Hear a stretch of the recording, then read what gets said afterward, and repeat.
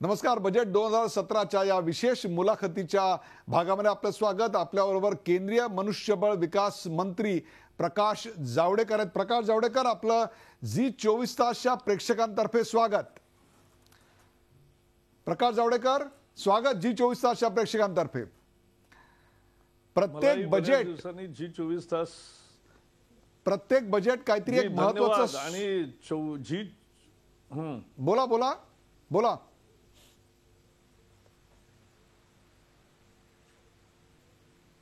नाही, मला जी24 तास आणि तुमच्याशी बोलायला नेहमीच आवडतं.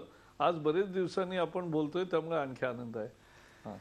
याला आणखीन आनंदाची बाब म्हणजे सेन्सेक्सनी जोरदार उसळी घेतलेली आहे.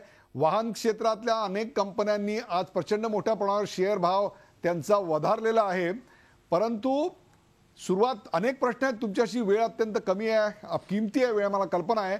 आपल्या विभागासाठी जो विभाग तरुण होत जाणाऱ्या भारतासाठी अत्यंत महत्त्वाचा किंवा भारताचं भविष्य ज्या विभागाच्या हातात आहे तो विभाग तुमच्याकडे आहे, त्या विभागाला मागच्या बजेटमध्ये काय दिलेलं होतं, या बजेटमध्ये काय मिळालंय, तुमच्या अपेक्षांची पूर्ती झाली का?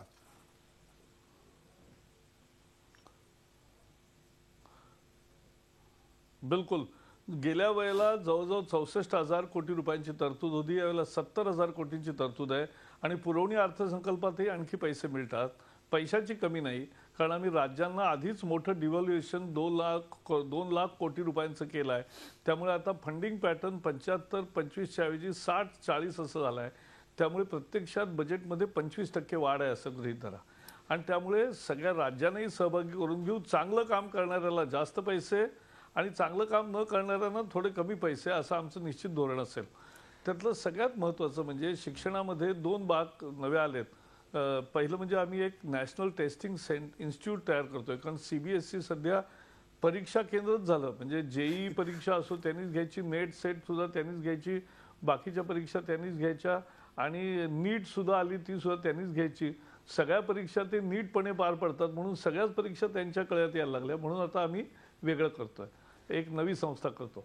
पण सगळ्यात महत्त्वाचा बदल आहे की गुणवत्तेमध्ये सुधार.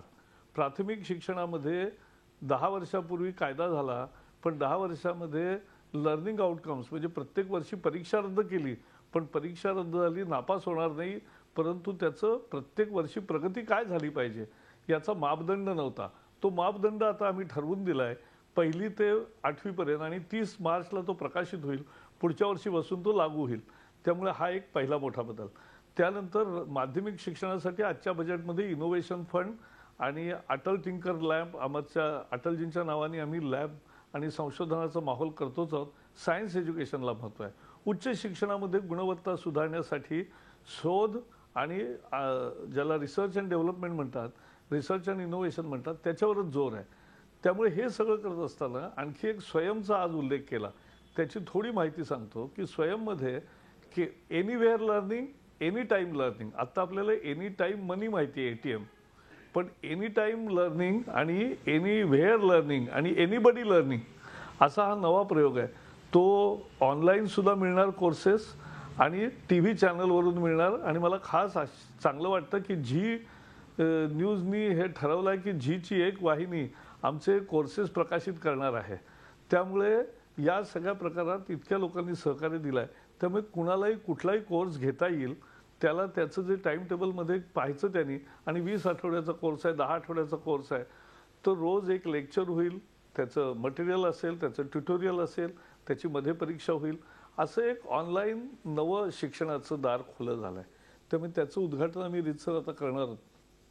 त्यामुळे अनेक शिक्षणाच्या गुणवत्ता सुधार करून खऱ्या अर्थाने युवकांना सक्षम बनवणं, केवळ रोजगारक्षम नाही, चांगलं नागरिक बनवणं, रोजगाराची कौशल्य देणं आणि जीवन जगण्याचे महत्त्वाचे धडे मिळणं, चांगला माणूस घडवणं, हे शिक्षणाचा उद्देश आहे. विषयाचं ज्ञान देणं, हे तिन्ही घडण्याची आम्ही एक सर्वंकष योजना तयार केली. त्याचा आज काही उल्लेख बजेटमध्ये आलेला आहे.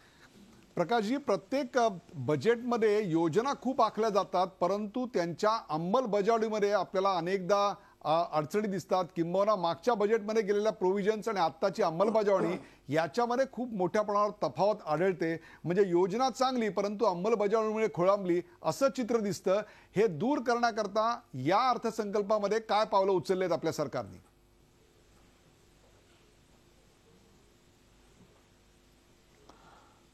पहिलं म्हणजे आपण लक्षात घेतलं पाहिजे, मोदी सरकार आल्यावर 4 बदल महत्त्वाचे झाले. पहिला बदल हा की कार्यक्षमता इतकी जबरदस्त वाढली की आता आम्ही दरवर्षी बजेट बरोबरच आज एक पुस्तक दिलं की गेल्या वर्षीच्या बजेटपैकी किती अंमल झाला. आम्ही दर 3 महिन्यांनी प्रत्येक गोष्टीचा आढावा घेतो, सामूहिकपणे सुद्धा मंत्रिमंडळात. आणि म्हणून कुठलीही गोष्ट मागे राहणार नाही. उलट 1 फेब्रुवारीला बजेट केलं ते सुद्धा बजेट पूर्ण नीटपणे खर्च व्हावं आणि त्याचं नीट अंमलबजावणी व्हावी यासाठी केलं. त्यामुळे ही नवी सुरुवात आहे. आमचा फरक असा आला की पूर्वी सरकार हे घोटाळ्यामुळे गाजत होतं, आता कार्यक्षमतेमुळे गाजतं, जनतेच्या सहभागामुळे गाजतं. दुसरं झालं की आम्ही नैसर्गिक संसाधन, मग स्पेक्ट्रम असो, कोळसा असो, बाकीची खनिजं असोत, सगळ्याचा लिलाव पद्धतीने, पारदर्शी पद्धतीने आम्ही काम सुरू केलं. त्यांच्या काळामध्ये उलटं झालं. इथेच सगळा फेवरेटिझम, क्रोनी कॅपिटलिझम, डिस्क्रिमिनेशन सगळं आलं आणि हे सगळं आम्ही डिस्क्रिशन ते सगळं काढून टाकलं. आत्ता सगळ्यात महत्त्वाचा भाग असा आहे की गाव, गरीब, किसान, जवान, नौजवान, दलित, आदिवासी, महिला, अल्पसंख्याक आणि वरिष्ठ नागरिक समाजाच्या सर्व स्तरांना या बजेटमध्ये ठोस कामं आहेत, ठोस आश्वासनं नाहीत, नुसती ठोस कार्यक्रम आहेत आणि त्याची लगेच अंमलबजावणी होणार आहे. आणखी एक महत्त्वाचा या बजेटमधला भाग असा आहे की हे बजेटमध्ये राजकीय पक्षांचं फंडिंग हे पारदर्शी पद्धतीने व्हायला पाहिजे याची फार मोठी जबरदस्त सुरुवात केलेली आहे. आणि निवडणूक आयोगाचं जे आहे त्याचा राष्ट्रपतींनी आपल्या भाषणात उल्लेख केला की लोकसभा, विधानसभा निवडणुका एका वेळेला झाल्या पाहिजेत. यासाठी एकमत तयार करण्याचा आम्ही सातत्याने प्रयत्न करून आम्हाला विश्वास आहे की आज नाही उद्या पण 2 वर्षामध्ये हे निश्चित साध्य होईल आणि 19च्या लोकसभेबरोबर जवळजवळ 15-20 राज्यांच्या निवडणुका होऊ शकतात, अशी स्थिती येऊ शकते असा आम्हाला विश्वास आहे. प्रकाश जावडेकर, राजकीय पक्षांना एक प्रकारे 2000 पेक्षा जास्त ज्या देणग्या असतील त्या अत्यंत पारदर्शकपणे आणण्यासाठी आपल्या सरकारने जे पाऊल उचललंय त्याचं सर्वांनी स्वागत केलंय. आज Maharashtra chamber of commerce and industries याच्या संयुक्त विद्यमानं झी 24 तासनी जवळपास 6 तास बजेटचं लाईव्ह प्रक्षेपण केलं. त्यावर अनेक मान्यवरांच्या आम्ही प्रतिक्रिया घेतल्या. त्यातल्या प्रत्येकाने एका सूचनेचं मुक्त कंठानं कौतुक केलं आणि पाठिंबा तो म्हणजे राजकीय पक्षांना आपण जी एक प्रकारे पारदर्शकता आणायचा प्रयत्न केलाय. परंतु एक सूचना सुद्धा त्याबरोबर करण्यात आली, त्याच्यावर मी आपली प्रतिक्रिया जाणून घेऊ इच्छितो की ते म्हणजे जसं RTI हे सरकारी कार्यालयांना लागू आहे तसं माहितीच्या अधिकारात राजकीय पक्षांना आणण्याच्या दृष्टिकोनातून आपलं सरकार यापुढे पाऊल उचलेल अशी अपेक्षा बाळगायची का? कारण जर पारदर्शकता आणायची असेल तर ती संपूर्णच होऊन जाऊन द्या.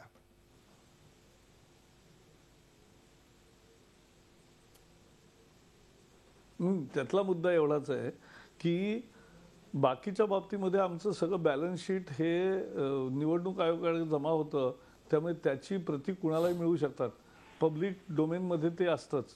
परंतु कोणी पैसे दिले याची माहिती कशासाठी वापरली जाईल हा सुद्धा महत्त्वाचा मुद्दा असतो आणि त्याला स्वातंत्र्य आहे कुणाला किती पैसे द्यायचे. आणि म्हणून आम्ही जी नवी योजना केली की बॉन्ड्स करणार, बॉन्ड्स हे त्याला बँकेच्या खात्यात त्याच्या डेबिट पडूनच त्याला विकत घ्यावे लागतील आणि विकत घेतलेले बॉन्ड राजकीय पक्षांना तो पाहिजे त्या पद्धतीने देऊ शकेल, पण राजकीय पक्षांनी एका महिन्यात ते बॉन्ड आपल्या खात्यामध्ये भरले पाहिजे तरच ते कामाचे येतील, म्हणजे ते पैसे जमा होतील, त्याचा हिशोब राहील आपोआप.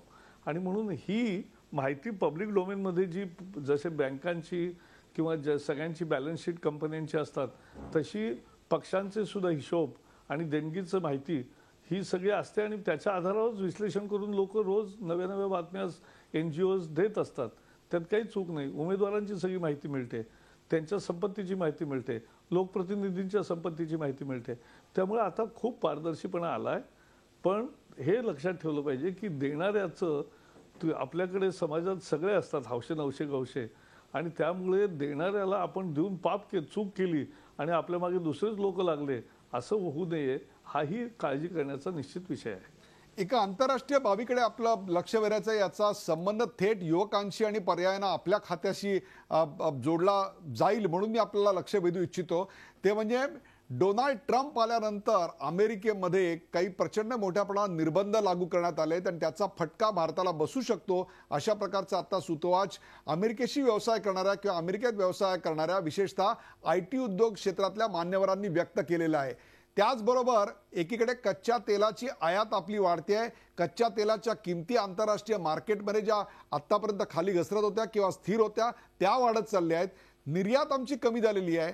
बॅलन्स ऑफ पेमेंटची सिच्युएशन जरी आत्ता अतिशय भक्कम असली, 12 महिन्याला पुरेल एवढं आत्ता जरी आपल्याकडे परकीय गंगाजळी असली तरी देखील अमेरिकेमध्ये एक डिग्लोबलायझेशनची प्रक्रिया सुरू होणं, ब्रेक्झिट नंतर युरोप मंदावणं या पार्श्वभूमीवर या संदर्भात या सरकारनं काय पावलं उचलली आहेत की जेणेकरून आपल्या देशाला आणि त्याचा GDP संरक्षित केला जाईल?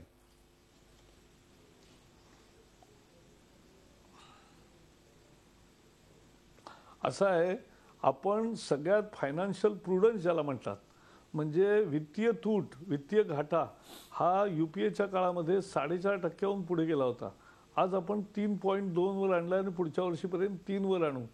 ही सगळ्यात मोठी कसोटी होती. बरोबर. कारण आपल्या देशाची अर्थव्यवस्था आपण उधळून टाकू शकत नाही आणि म्हणून सत्तेवर असलं तरी मोह टाळून त्याचा उपयोग करून आम्ही फायनान्शियल प्रुडन्स दाखवला आहे आणि त्याचं सगळ्यांनी कौतुक केलं आहे.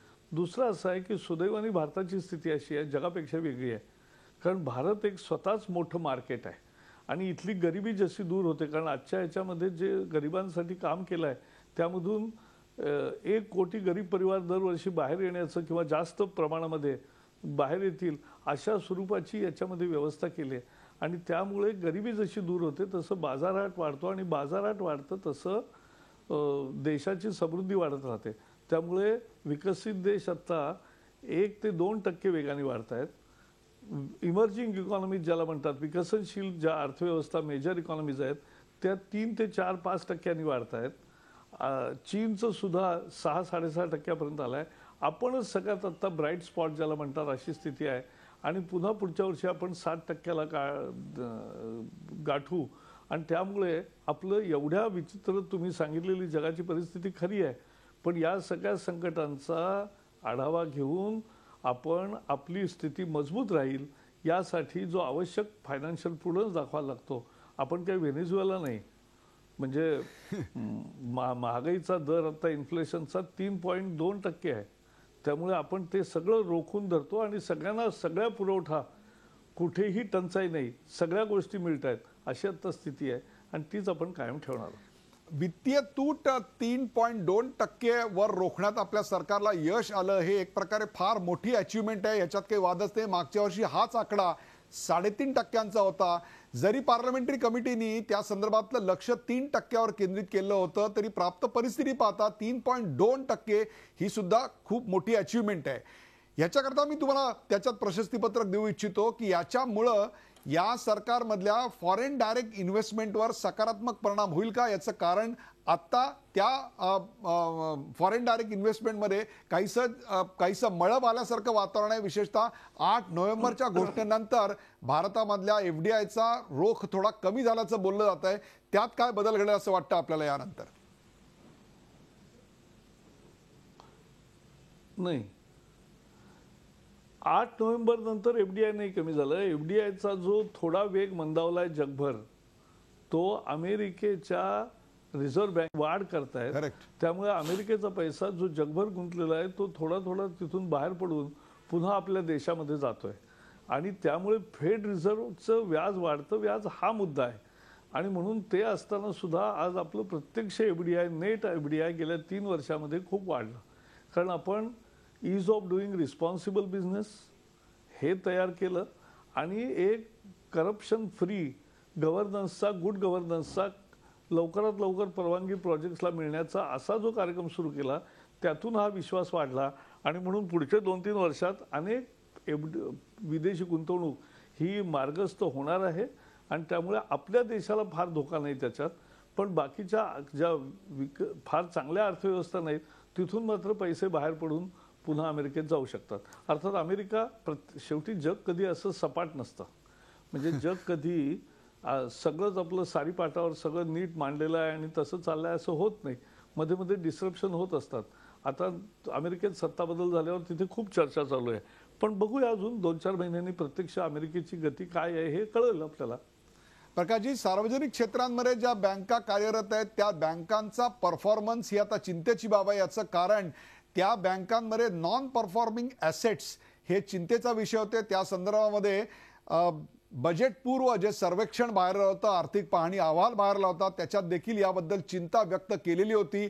या सरकारनं अशी काय पावलं उचलली आहेत की जेणेकरून नॉन परफॉर्मिंग ॲसेट तयार होण्यापासून आणि जे ॲसेट तयार झालेले आहेत त्या संदर्भात काय या सरकारने पावलं उचलली आहेत?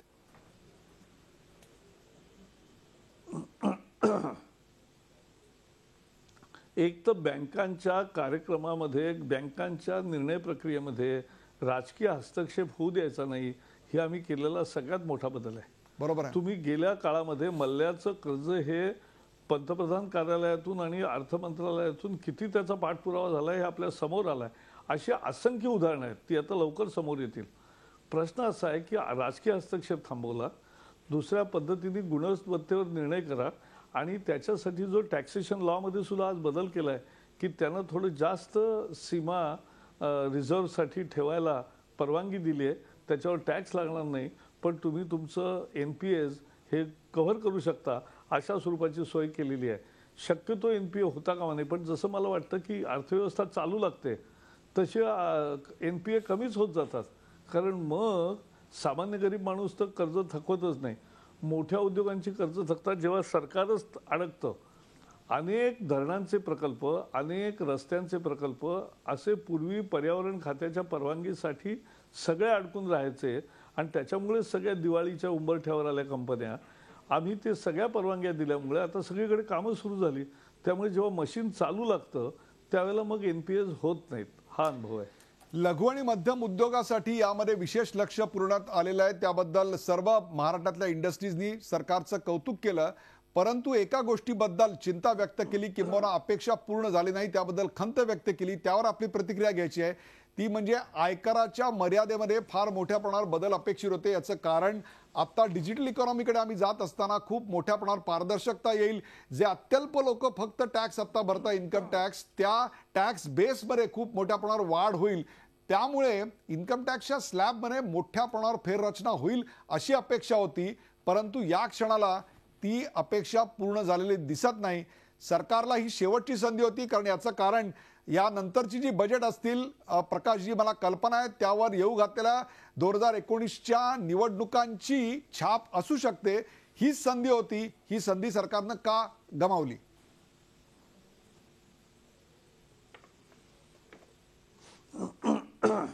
नाही, आपण लक्षात घ्या, आपला सगळा प्रयत्न यामध्ये हाच होता की कराच्या मध्ये जे लोक नाही आहेत ती सगळी करामध्ये यावीत आणि 5% करो, 5 लाखापर्यंत ज्यांचं उत्पन्न आहे, म्हणजे आपल्या अनेक रस्त्यावरचे जे फूड स्टॉल आहेत त्यांचं सुद्धा उत्पन्न 5 लाखाच्या म्हणजे 3 लाखापेक्षा निश्चित जास्त असतं आणि 40-50 हजार रुपये महिन्याला मिळवणारे असे अनेक स्टॉल आहेत फायदा मिळवणारे, आणि ते स्टॉल सुद्धा प्रत्यक्षात भरत नाहीत इन्कम टॅक्स. असे अनेक व्यवसाय आहेत. म्हणून एक आकडा आज त्यांनी दिला की 6 कोटी छोटे छोटे उद्योग आहेत, त्यापैकी फक्त 2 कोटी छोटे दुकानदार आणि उद्योजक हे टॅक्स भरतात. आता सगळे काही तोट्यात नसतात, त्यामुळे त्यांना भरायला पाहिजे टॅक्स. त्यासाठी 5% केला आणि काय करायचं, इतकं चांगली व्यवस्था आहे. नाही, एक शेवटचा प्रश्न, वेळेची मर्यादा लक्षात घेता, असे गरीब हा कार्यक्रम बघणारे आमच्यासारखे अनेक गरीब मध्यम वर्ग आहेत, त्या मध्यम वर्गाला टॅक्स स्लॅबचं काय, नोकरदार वर्गाला आपण काय दिलंय? नोकरदार वर्ग जो आमच्यासारखा गरीब आहे त्यांच्यासाठी स्लॅबमध्ये सुधारणा का नाही करण्यात आली? नाही, फोन कर, त्यांच्याशी आपला संपर्क तुटलेला आहे. परंतु या देशातल्या कृषी क्षेत्रासाठी, या देशातल्या युवकांसाठी, शिक्षणासाठी, त्याचबरोबर बँकिंग सेक्टरसाठी सरकारनं काय केलं त्याचं वर्णन आता अनेक आक्षेपांना उत्तरं देत प्रकाश जावडेकर यांनी केलं. अत्यंत महत्त्वाचं असं मनुष्यबळ विकास खातं त्यांच्याकडे आहे. त्या खात्यासाठीच्या भरघोस तरतुदीत ते नेमकं काय करणार आहेत त्याचंही विवेचन केलं. त्याच्या अंमलबजावणीवर आमचं कसं लक्ष आहे, किंबहुना यावेळी आम्ही अंमलबजावणीची पुस्तिका दिलेली आहे, दर 3 महिन्यांनी त्याविषयीचं डॉक्युमेंट तयार होईल अशी ग्वाही त्यांनी दिली. हे होते प्रकाश जावडेकर. बातम्यांचा सिलसिला असाच चालवणार आहे. एका ब्रेक नंतर कुठे जाऊ नका, पाहत राहा झी 24 तास.